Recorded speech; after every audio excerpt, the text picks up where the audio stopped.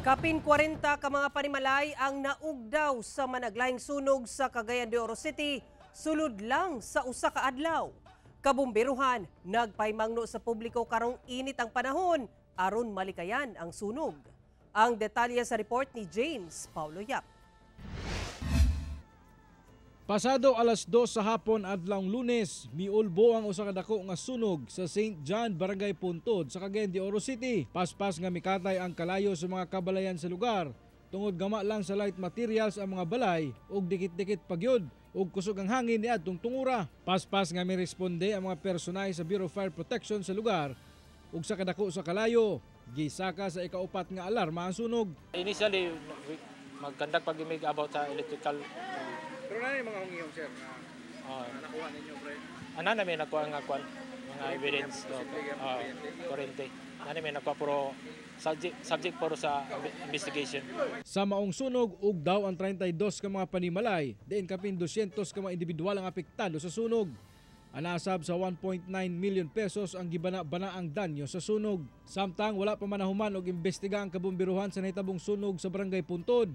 Laing sunog na sab ang miulbo sa accretion area sa Barangay Makabalan pasado alas 9 sa buntag adlawng Martes. Nagsugod kuno ang kalayo sa ikaduhang andana sa panimalay ni Jason Laluna. Sumala niya nga igo lang kuno siya naghikay og pagkaon alang sa iyang birthday dihang namatikdan ang bagang aso sa ibabaw nga bahin sa ilang balay. Pagsaka na ako, tingala ko nga dako naman kalayo. Walay naglungag sa taas. Wala po yung nakapansak nga kurente. Kay trabaho man ang misis. Wala po ko cellphone, wala yung ma-charge. Kini na lang karon ang nahibilin sa dus andanas nga panimalay sa pamilyang Laluna human kini gilamoy sa dakong kalayo. Ang masadyaon unta nga birthday celebration nahulog pa sa disgrasya. Pasalamat na lang kuno sila kay walay naunsa o naangol man sa ilang miyembro sa pamilya. Gisaka sa ikatulong alarma ang sunog tungod sa kakusog sa hangin sa lugar ug gama sa mixed light materials ang mga balay. Sumala sa BFP Makabalan, posibleng electrical short circuit ang tinubdan sa kalayo. 8 ka mga balay ang ugdaw, samtang 16 ka pamilya apektado sa sunog. Kapin 800,000 pesos sab ang natala nga danyo sa maong sunog. Pahinumdum sa BFP sa publiko, karong sa gunson ang panghitabong sunog, ilabi pa nga init ang panahon. Kung naman galing kang mga appliances nga sigurado naka-unplug, kung magluto man galing ta, hindi na tubiyaan.